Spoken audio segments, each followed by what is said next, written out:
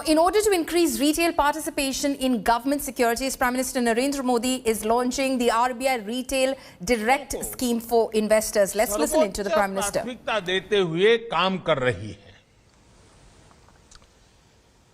एक रेगुलेटर के तौर पर आरबीआई अन्य वित्तीय संस्थाओं के साथ लगातार संवाद बनाए रखता है।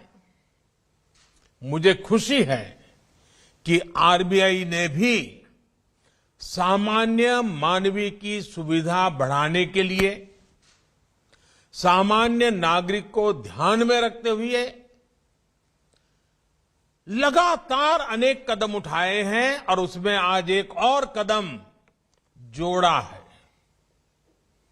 आज जिन दो योजनाओं को लॉन्च किया गया है उनसे देश में निवेश के दायरे का विस्तार होगा और कैपिटल मार्केट्स को एक्सेस करना निवेशकों के लिए अधिक आसान, अधिक सुरक्षित बनेगा। रिटेल डायरेक्ट स्कीम में देश के छोटे निवेशकों को गवर्नमेंट सिक्योरिटीज में इन्वेस्टमेंट का सरल और सुरक्षित माध्यम मिल गया है।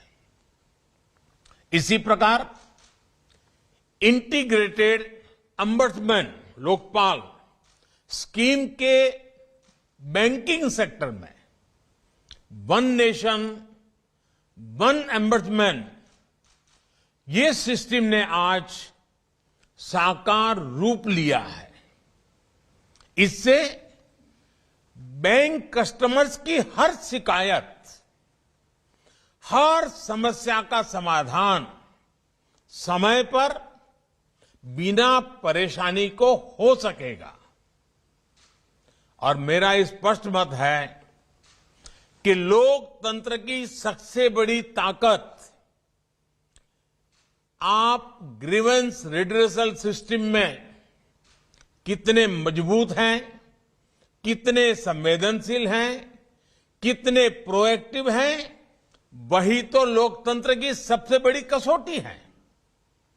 साथियों, अर्थव्यवस्था में सभी की भागीदारी को प्रमोट करने की जो भावना है उसको रिटेल डायरेक्ट स्कीम नई ऊंचाई देने वाली है। देश के विकास में गवर्नमेंट सिक्योरिटीज मार्केट की अहम भूमिका से आमतौर पर लोग परिचित हैं। विशेष रूप से आज जब देश अपने फिजिकल और डिजिटल इंफ्रास्ट्रक्चर को आधुनिक बनाने में जुटा है,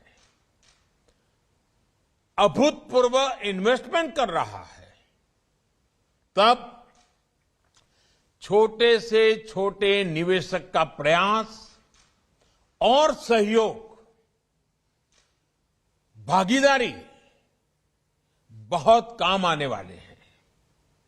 अभी तक गवर्नमेंट सिक्योरिटी मार्केट में हमारे मध्यम वर्ग, हमारे कर्मचारियों, हमारे छोटे व्यापारी, सीनियर सिटीजन्स यानी जिनकी छोटी सेविंग है, उनको सिक्योरिटीज में निवेश के लिए बैंक इंश्योरेंस या म्यूचुअल फंड्स जैसे इनडायरेक्ट रास्ते अपनाने पड़ते थे। अब उन्हें सुरक्षित निवेश का एक और बेहतरीन विकल्प मिल रहा है। अब देश के एक बहुत बड़े वर्ग को गवर्नमेंट सिक्योरिटीज में देश की संपदा के निर्माण में सीधा निवेश करने में और आसानी होगी। ये भी आप जानते हैं कि भारत में सभी गवर्नमेंट सिक्योरिटीज में गारंटेड सेटलमेंट का प्रावधान होता है। ऐसे में छोटे निवेशकों को सुरक्षा का एक आश्वासन मिलता है। यानी छोटे निवेशक को सुरक्षित निवेश पर अच्छे रिटर्न का भरोसा मिलेगा और सरकार को इंफ्रास्ट्रक्चर के विकास के लिए देश के सामान्य मानवी की आशा आकांक्षाओं के अनुरूप नया भारत बनाने के लिए जो जो व्यवस्थाएं विकसित करनी चाहिए, इसके लिए जरूरी संसाधन मिलेंगे। और यही तो आत्मनिर्भर भारत के निर्माण के लिए नागरिक और सरकार की सामूहिक शक्ति, सामूहिक प्रयास है। साथियों, आमतौर पर फाइनेंस की बातें जरा टेक्निकल हो जाती हैं, सामान्य मानवी हेडलाइन पढ़ करके छोड़ देता है और इसलिए सामान्य मानवी को बेहतर तरीके से इन बातों को समझना और उनको समझाना, मैं समझता हूं कि आज समय की मांग है, क्योंकि फाइनेंशियल इंक्लूजन की बात हम जब करते हैं तब इस देश के आखिरी व्यक्ति को भी इस प्रोसेस का हिस्सा हम बनाना चाहते हैं। आप एक्सपर्ट्स इन सारी बातों से भली भांति परिचित हैं, लेकिन देश के सामान्य जन के लिए भी ये जानना उनकी बहुत मदद करेगा। जैसे उन्हें पता होना चाहिए कि इस योजना के तहत फंड मैनेजर्स की जरूरत नहीं पड़ेगी, सीधा retail direct guilt RDG account खोला जा सकता है। ये अकाउंट भी ऑनलाइन खोला जा सकता है और सिक्योरिटीज की खरीद फरोख्त भी ऑनलाइन संभव है। सैलरी वालों या फिर पेंशनर्स के लिए घर बैठे बैठे सुरक्षित निवेश का ये बहुत बड़ा विकल्प है। इसके लिए कहीं भी आने जाने की जरूरत नहीं है। फोन और इंटरनेट से ही आप मोबाइल फोन पर इंटरनेट कनेक्टिविटी आपका काम हो जाएगा। ये आरडीजी अकाउंट निवेशक के सेविंग अकाउंट से भी लिंक होगा, जिससे सेल परचेज ऑटोमेटिक, खरीद फरोख्त का जो काम है ऑटोमेटिक संभव हो सकेगा। आप कल्पना कर सकते हैं लोगों को इससे कितनी आसानी होगी। साथियों, फाइनेंशियल इंक्लूजन और ईज ऑफ एक्सेस जितने जरूरी हैं, ईज ऑफ इन्वेस्टमेंट और बैंकिंग सिस्टम पर सामान्य जन का भरोसा भी, सामान्य जन के लिए सुविधा भी, सामान्य जन के लिए सरलता भी उतना ही आवश्यक है। एक मजबूत बैंकिंग सिस्टम मजबूत होती अर्थव्यवस्था के लिए बहुत जरूरी है। 2014 के पहले कुछ सालों में देश के बैंकिंग सिस्टम को जिस प्रकार से नुकसान पहुंचाया गया था, आज हर किसी को पता है कि कैसी स्थितियां पैदा हो गई थी, क्या कुछ नहीं हुआ था। बीते 7 सालों में एनपीएस को पारदर्शिता के साथ रिकॉग्नाइज किया गया। रिजोल्यूशन और रिकवरी पर ध्यान दिया गया। पब्लिक सेक्टर के बैंकों को रिकैपिटलाइज किया गया। फाइनेंशियल सिस्टम और पब्लिक सेक्टर बैंकों में एक के बाद एक रिफॉर्म्स किए गए। जो विलफुल डिफॉल्टर्स पहले सिस्टम से खिलवाड़ करते थे, अब उनके लिए मार्केट से फंड जुटाने का रास्ता बंद कर दिया गया है। पब्लिक सेक्टर बैंकों से जुड़ी गवर्नेंस में सुधार हो, डिसीजन मेकिंग, ट्रांसफर पोस्टिंग से जुड़ी आजादी हो, छोटे बैंकों को मर्ज कर बड़े बैंकों का निर्माण हो, या फिर national asset reconstruction company limited की स्थापना हो। इन सभी कदमों में आज बैंकिंग सेक्टर में नया विश्वास, नई ऊर्जा लौट रही है। साथियों, बैंकिंग सेक्टर को और मजबूत करने के लिए कोऑपरेटिव बैंकों को भी आरबीआई के दायरे में लाया गया। इससे इन बैंकों की गवर्नेंस में भी सुधार आ रहा है और जो लाखों डिपॉजिटर्स हैं, उनके भीतर भी इस सिस्टम के प्रति विश्वास मजबूत हो रहा है। बीते कुछ समय में डिपॉजिटर्स के हितों को देखते हुए ही अनेक फैसले लिए गए हैं। वन नेशन वन अम्बर्समेंट सिस्टम, इससे डिपॉजिटर्स को और इन्वेस्टर फर्स्ट के कमिटमेंट को बल मिला है।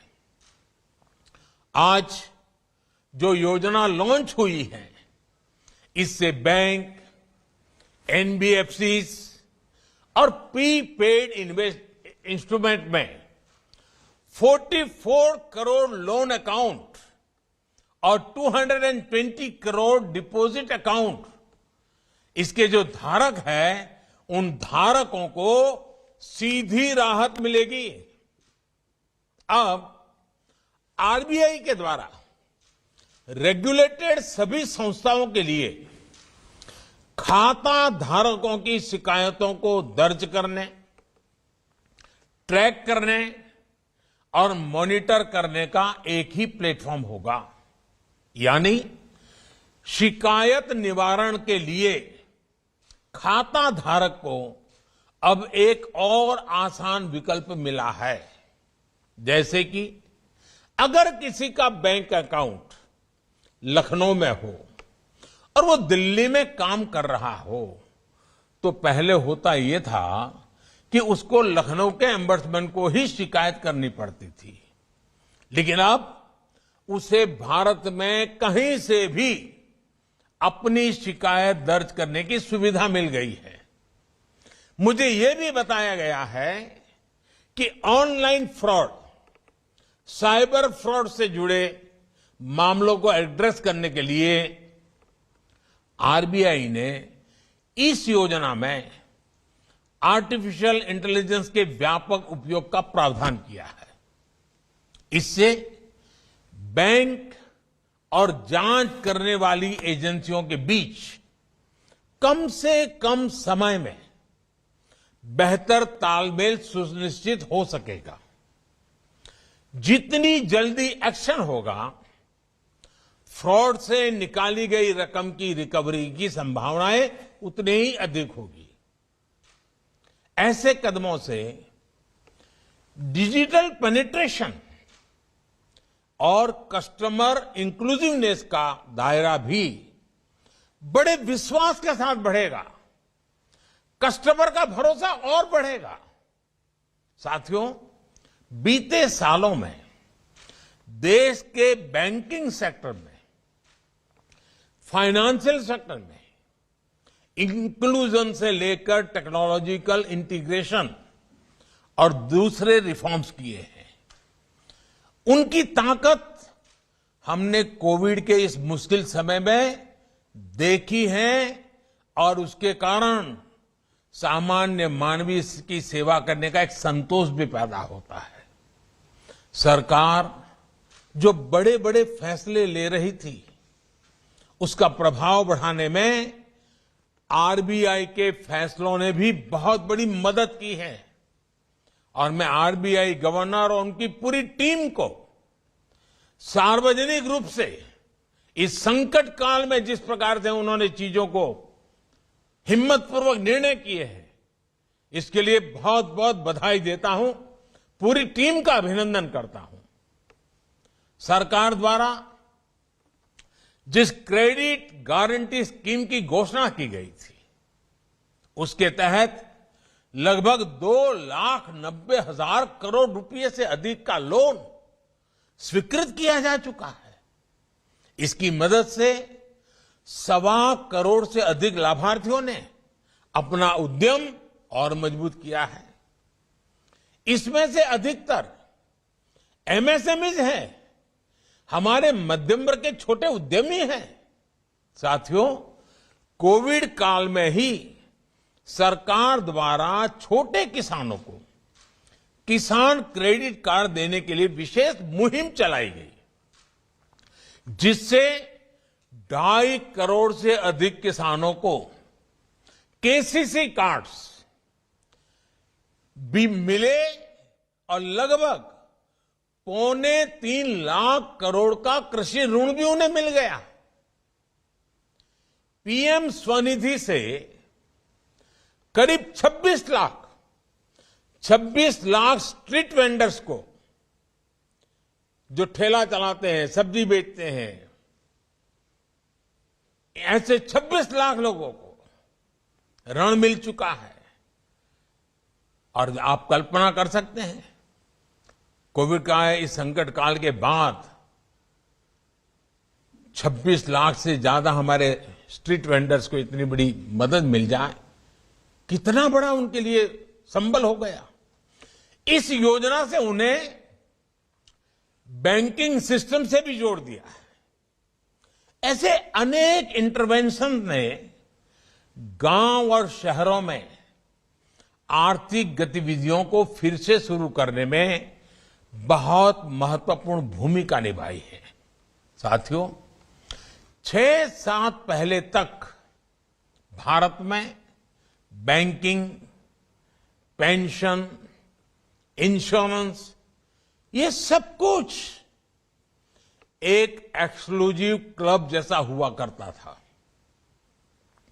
देश का सामान्य नागरिक, गरीब परिवार, किसान, छोटे व्यापारी, कारोबारी, महिलाएं, दलित, वंचित, पिछड़े, इन सबके लिए ये सब सुविधाएं बहुत दूर थी।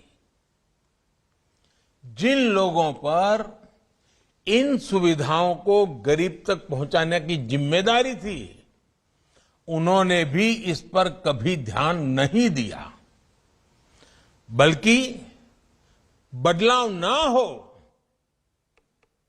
कोई परिवर्तन ना आए, गरीब तक जाने के रास्तों को बंद करने के लिए जो कुछ भी तर्क दे सकते हैं, भांति भांति के बहाने, यही एक परंपरा हो गई थी। और क्या कुछ कहा नहीं जाता था, खुलेआम बेशर्मी के साथ कहा जाता था, अरे बैंक की ब्रांच नहीं है, स्टाफ नहीं है, इंटरनेट नहीं है, लोगों में जागरूकता नहीं है, न जाने कैसे कैसे तर्क दिए जाते थे। अनप्रोडक्टिव सेविंग्स और इनफॉर्मल लैंडिंग, इससे सामान्य नागरिक की स्थिति भी खराब हो रही थी और देश के विकास में उसकी भागीदारी भी न के बराबर थी। पेंशन और बीमा का तो यही माना जाता था कि ये सब समृद्ध परिवारों के भाग्य में ही है, लेकिन आज स्थिति बदल रही है। आज फाइनेंशियल इंक्लूजन ही नहीं, बैंकिंग और फाइनेंशियल सेक्टर में ईज ऑफ एक्सेस भारत की पहचान बन रही है। आज अलग अलग पेंशन योजनाओं के तहत समाज का हर व्यक्ति 60 वर्ष की आयु के बाद 60 वर्ष की आयु के बाद मिलने वाली पेंशन की सुविधा से जुड़ सकता है। पीएम जीवन ज्योति बीमा योजना और पीएम सुरक्षा बीमा योजना के तहत लगभग 38 करोड़ देशवासी, 38 करोड़ कंट्रीमैन 2-2 लाख रुपए की बीमा सुरक्षा से जुड़े हुए हैं। देश के करीब करीब हर गांव में 5 किलोमीटर के दायरे में बैंक ब्रांच या बैंकिंग कॉरेस्पॉन्डेंस की सुविधा पहुंच रही है। पूरे देश में आज लगभग 8.5 लाख बैंकिंग टच पॉइंट्स जो देश के हर नागरिक की बैंकिंग सिस्टम तक पहुंच बढ़ा रहे हैं। जन धन योजना के तहत 42 करोड़ से अधिक जीरो बैलेंस बैंक अकाउंट खोले गए, जिसमें आज गरीब के हजारों करोड़ रुपए जमा है। मुद्रा योजना से महिलाओं, दलित, पिछड़े, आदिवासियों में व्यापारियों, कारोबारियों की एक नई पीढ़ी सामने आई है। और स्वनिधि योजना से रेहड़ी, ठेला, फेरी चलाने वाले भी इंस्टीट्यूशनल लैंडिंग से जुड़ पाए हैं। साथियों, लास्ट माइल फाइनेंशियल इंस्टीट्यूशन से जब डिजिटल एम्पावरमेंट जुड़ गया तो उसने देश के लोगों को एक नई ताकत दी है। 31 करोड़ से अधिक रुपए कार्ड, करीब 50 lakh POS M POS machines ने आज देश के कोने कोने में डिजिटल ट्रांजैक्शन को संभव बनाया है। यूपीआई ने तो बहुत ही कम समय में डिजिटल ट्रांजैक्शन के मामले में भारत को दुनिया का अग्रणी देश बना दिया है। सिर्फ 7 सालों में भारत ने डिजिटल ट्रांजैक्शन के मामले में 19 गुना की छलांग लगाई है, 19 टाइम।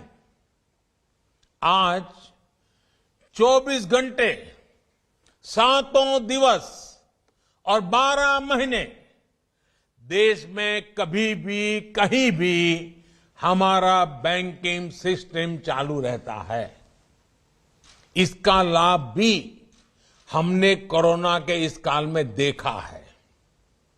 साथियों, आरबीआई का एक संवेदनशील रेगुलेटर होना और बदलती हुई परिस्थितियों के लिए खुद को तैयार रखना देश की एक बहुत बड़ी ताकत है। आजकल आप देख रहे हैं कि फिनटेक जैसे क्षेत्र में हमारे भारतीय स्टार्टअप्स कैसे ग्लोबल चैंपियन बन रहे हैं। इस क्षेत्र में टेक्नोलॉजी तेजी से बदल रही है। हमारे देश के युवाओं ने भारत को इनोवेशंस का ग्लोबल पावर हाउस बना दिया है। ऐसे में ये जरूरी है कि हमारे रेगुलेटिंग सिस्टम्स इन बदलावों के प्रति जागरूक रहें और फाइनेंशियल सिस्टम्स को विश्व स्तरीय बनाएं और उसको बनाए रखने के लिए सूटेबल इकोसिस्टम का निर्माण करें, उसे सशक्त करें। साथियों, हमें देश के नागरिकों की आवश्यकताओं को केंद्र में रखना ही होगा। निवेशकों के भरोसे को निरंतर मजबूत करते रहना होगा। मुझे पूरा विश्वास है कि एक संवेदनशील और इन्वेस्टमेंट